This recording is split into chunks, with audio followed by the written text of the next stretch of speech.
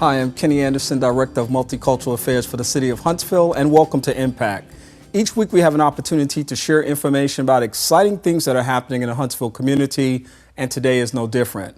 I got to tell you, I'm really excited about our program today because we're going to be talking with a tennis pro who is actually responsible for bringing the first Nike tennis camp to the City of Huntsville. And we are absolutely delighted to know that this is going to be a part of our community that's going to have an impact on our young people this summer. I want to introduce you to Doug Goulding. Doug is the Director of Tennis at Oakwood University. He's also a tennis pro, a certified tennis pro, I should say, with the United States Professional Tennis Registry. He's also the founder of the International Academy for Tennis and Life at Oakwood University. And he's also just an all-round athlete. And so we're just glad to have him here today. Doug, thank you for being a part of the broadcast. It's good to be here, Kenny. Thanks for having me. Well, it's good to have you. You know, when you first told me about this, I got really excited because I'm a Nike guy anyway. You know, I really respect Nike. I love what they've done over the years as far as their products are concerned. I mean, as far as I think about athletics, I think Nike is a beast, and that's kind of what I say, because you think about that slogan, that swoosh, and how far that swoosh has taken us. Just do it, eh? That's it, just do it. Growing up in my day, it was Converse and Adidas and some other brands, but you know, Nike kind of came along and just kind of wiped the competition out, and they're really the standard to reach now. So whether you think about the impact that they've had on professional sports as well as sports at the local level, what do you think about the athletes who certainly market the products out there? What do you think about the products that they make? Nike certainly is a force to be reckoned with. So it has to be quite significant that Nike has a tennis camp right here in this community this summer. Tell us a little bit about that. Well, I've been running tennis camps for a number of years. I owned a tennis academy in the Northeast while I was the head coach at Fairleigh Dickinson University. My relationship started there with running Nike tennis camps. Being in this community for the past 2 years, I saw that it was an opportunity to get as many youth involved in tennis. So I reached out to the U.S. Sports Camps, who's an agent for Nike camps, and I said to them, I'd love to have a Nike tennis camp here because I want to grow the game in Huntsville and get as many kids involved as possible. So they thought about it and they said, you know what, we'll partner with you. So with the U.S. Sports Camps, they brought Nike Tennis Camp here, and we're giving a go at it. My goal is that Nike Tennis Camp will be a part of Huntsville for the years to come. Yeah, for a long time going forward.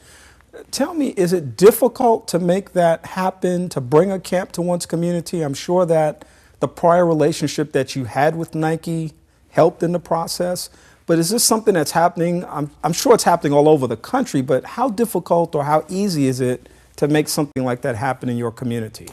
It's not very easy, but I guess with my resume, with my involvement in tennis over the years, you know, they saw me as someone that they would want to partner with to bring their brand, their name to Huntsville.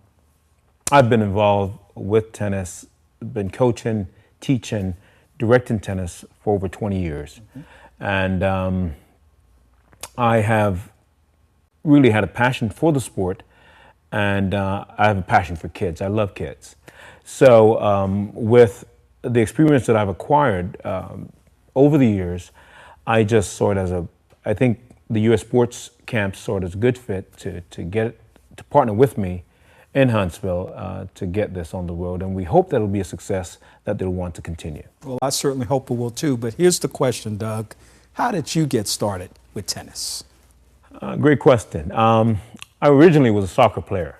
I was a very gifted soccer player, played in high school, and looked forward to going to college to play soccer in college. However, I was also a ping pong player and loved both sports. And when I moved to this country from Jamaica, there was not a lot of ping pong, here, or table tennis as we called it. There was not a lot of soccer either. Soccer was just taking root in the United States. So I the next thing that I fell into, actually, I was in high school where a physical education instructor saw me playing ping pong, and she sent me to the tennis coach and said, I want you to go and join the tennis team. And when I went to the tennis coach at the high school, I was scared because I'd never played tennis before. But she believed in me that I could do that. So I went because I was told to listen to my elders. Right. So I went to the coach, but never got on the team. So one day I was playing soccer, and a guy said to me, let's go play some tennis. And I picked up a racket, and ever since 16 years old, I've been swinging a tennis racket and just got very good at it. Just loved it because it's a combination of the hand and eye coordination of ping pong and the footwork of soccer. So it's the natural fit for you, and it's the natural progression of how you found yourself emerging in terms of your personal athletic skills. But yet, I can remember growing up, and perhaps it was a product of the environment that I grew up in on the Lower East Side of Manhattan. We didn't have tennis courts. Yeah. And so we played handball. I had a good friend, in fact, that was a ping pong player who used to invite me to his home on a regular basis, and he would just beat the daylights out of me. I mean, he beat me time and time again. His name was Robbie. Okay. Little Robbie would just take me to school every time I got on the ping pong table, and I played him every day. Probably played 40 games a day with him. I mean, just back, I'd get beat 40 times. But after a while, I began acquiring some skills, and I actually got better, and I was able to beat Robbie at some point. Not consistently, but I was able to actually win a game. And then when I came to Oakwood, of course, they had lots of soccer players and lots of ping pong players and a few tennis players. So that was really when I started seeing people playing tennis a lot more. Is access part of the challenge, especially in places like the inner city, for young people trying to get into this game? Yes, it is a part of the challenge. However, what I think is a greater deterrent for African Americans being involved in tennis is the environment, as you shared. When you grew up on the lower side of Manhattan, there was no tennis courts. In our neighborhoods, we didn't have tennis courts.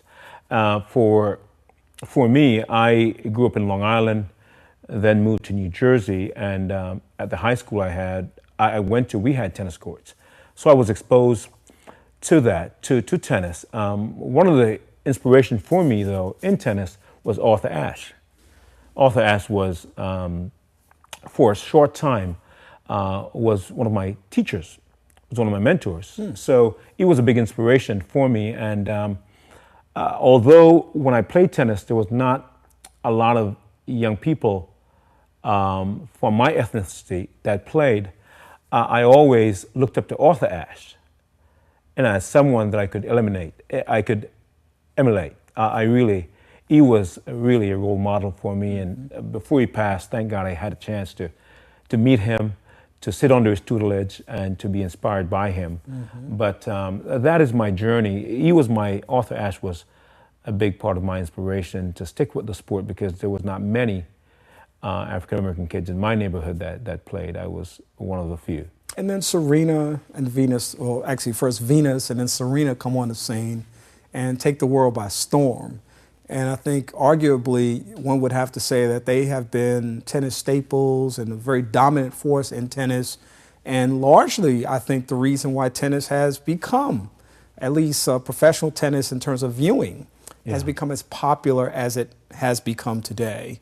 And of course, their story is notorious in terms of their father's dedication to their ability and their destiny, and everything that he poured into that, both in terms of the motivation as well as the finances, because this is a game, let's be honest, where you don't necessarily have to be wealthy to play the game, but you certainly have to have some resources. So that's either a facility that has tennis instructors or people that like to play tennis, or local parks like we do here in Huntsville where people can go and play tennis. And you really basically, I guess, need a racket and some balls. Yeah, when I worked for the United States Tennis Association, Kenny, one of the things that was a part of my job was to grow the game from the grassroots. And although those things that you mentioned, the finances, I think more than anything else is, for me, I loved the game so I was dedicated to becoming good at it. And tennis has been a blessing to me because it has brought me to so many places in the world. I've met so many people because of tennis. I played tennis in college, played on the circuit, played some professional tennis. So my mission is to expose as many kids to tennis. One of my goals is to get the kids early, get them playing in high school, get them playing in college, and if they so desire, move them on to the pros.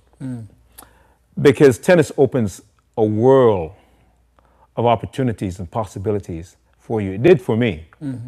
Huntsville is a great city for tennis. They have so many tennis courts here. And it's part of my mission and the mission of the International Tennis and Life Academy to make tennis affordable, to bring down the cost so that more kids can have access. So you got kids out there, and certainly they have a right to pick whatever sport they want, but you got a lot of them want to play football, a lot of them want to play basketball, some want to play baseball, you even got some hockey folk out there, and certainly soccer's huge. You're focusing on building the population of those that are committed to playing tennis and growing a nation of individuals who are playing the game and loving it just as much as you love it. Now, you came today with lots of goodies, and I love those props there because I think that just gives us a real insight into some of the game. It looks like a pretty sturdy racket there. Yeah. Tell me about that racket, by the way, because in choosing a racket, let's say, for instance, I have not played tennis before and I walk into store X and I want to get a racket. What am I looking for as a novice? Okay, as a novice, you don't need to spend a whole lot of money on a racket. And I say to people, when I'm teaching, I said it's not so much the bow, it's the Indian. So you get a racket that's fairly inexpensive, but for a adult, you want to have what we call the full length racket, which is about 27 inches. Full length. But if you're a 10 and under, one of the beautiful things about tennis, Kenny, is that we have made the game more suitable for different age groups.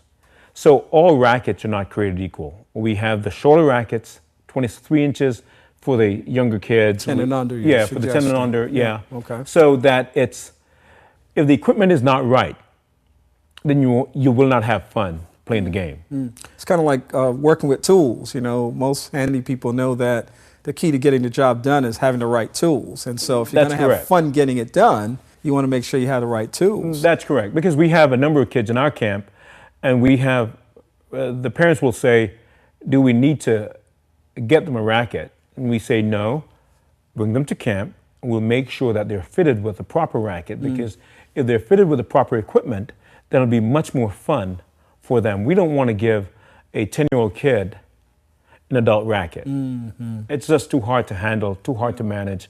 But not only the racket, Kenny, but we have different balls. You know, this is a ball that's not the regular tennis ball. We have the regular tennis ball, which bounces a different way. And so it's in the bounce that makes the difference? The bounce that makes the difference. Okay. See, if it's a small kid that's just getting into the game, we don't want them to be using the regular tennis ball, because the bounce will make it difficult for them to make contact with the ball. It's a lot more juice in the adult ball. A lot more bounce in the adult ball. Yeah. You know, and then we have the red ball, which is even for kids ages 7 and up, 7 to 10. So we have the orange balls for kids that are starting out. We have a program called Teddy Tennis, for example, where we use the balls that bounce slowly.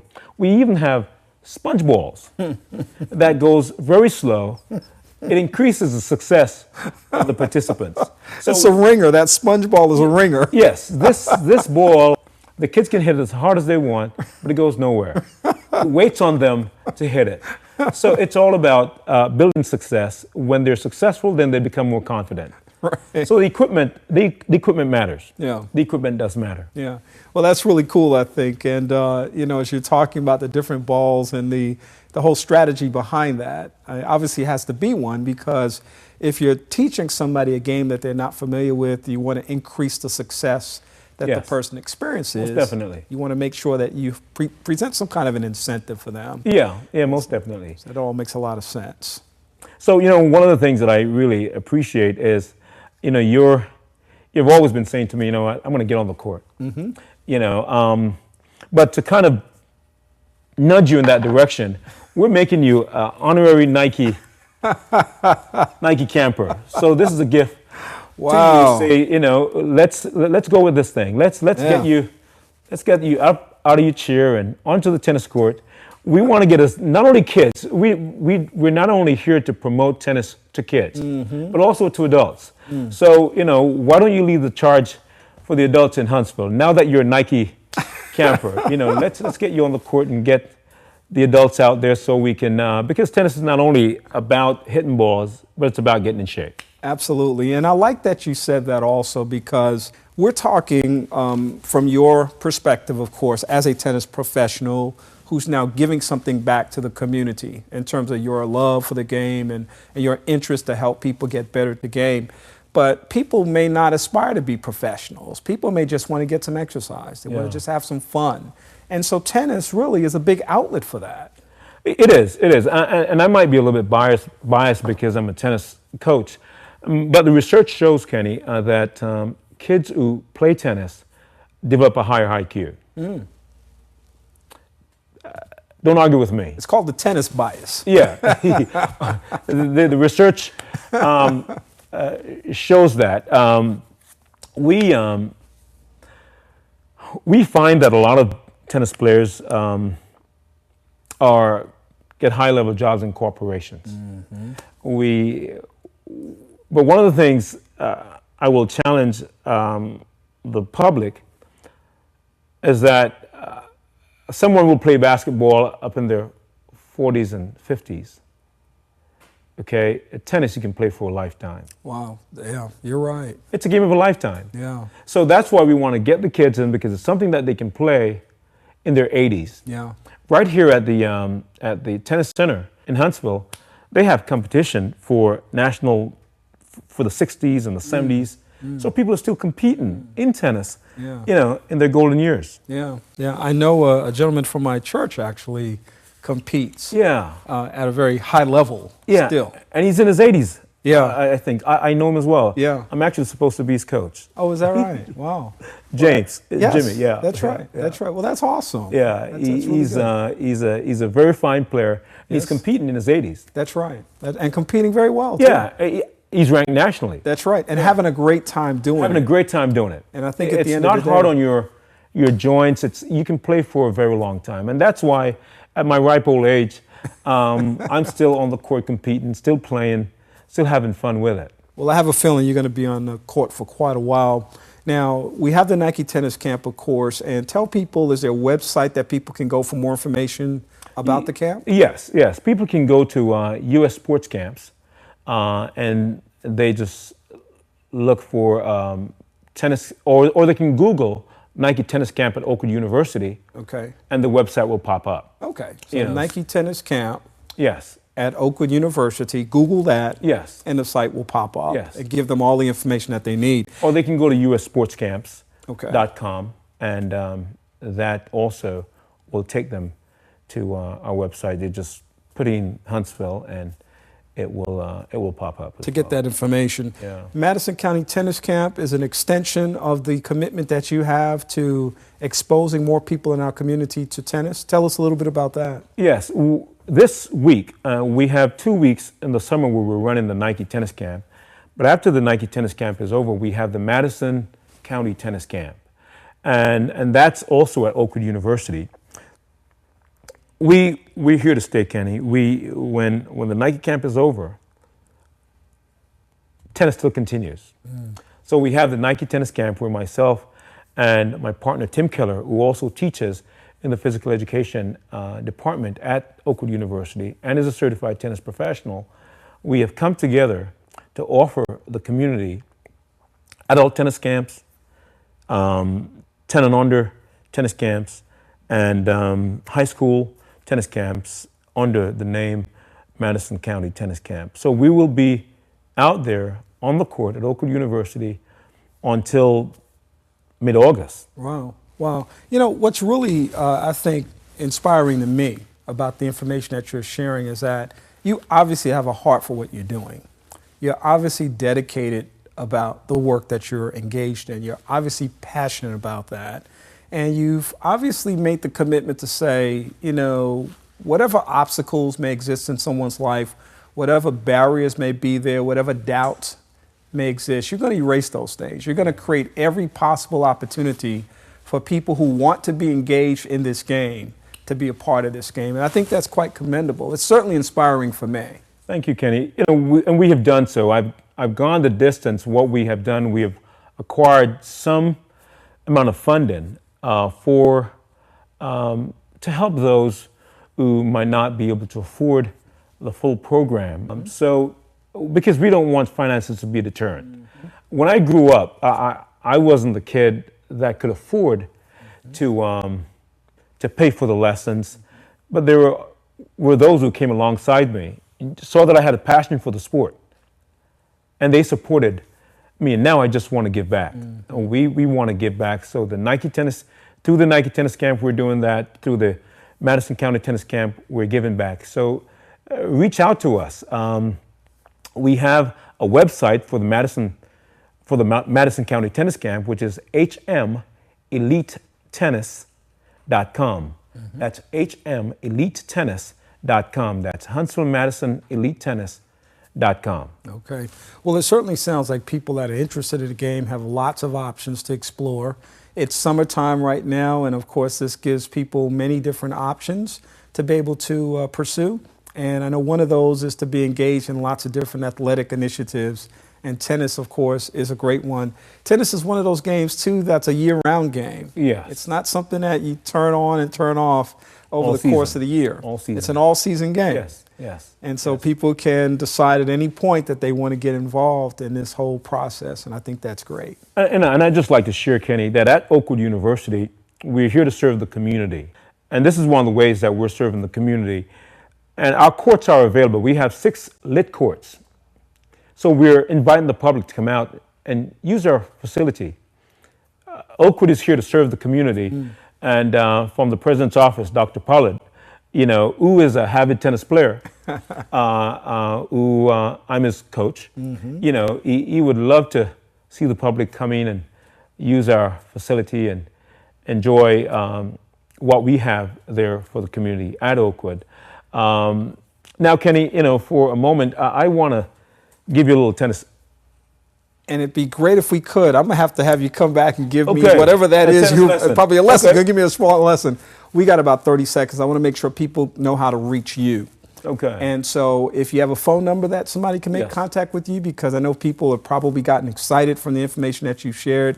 We've got a couple of tennis initiatives that are going on throughout the summer. We've got a guy who's extremely passionate about the game and is committed to making sure that anyone who wants to play the game can have access to the tools to play the game. You have a phone number that people Yes. can reach you at? They can reach me at 201-669-9079. Again, that's 201-669-9079. And we'd love to have you come over. If you call me, you can even come try a clinic for free. Wow. So this is an offer to the public. You call us, we're willing to have you come and do an introductory class at no cost to you. Awesome. You know, he's Doug Goulding. He's director of tennis at Oakwood University. He's also the person responsible for bringing the very first Nike tennis camp to this community.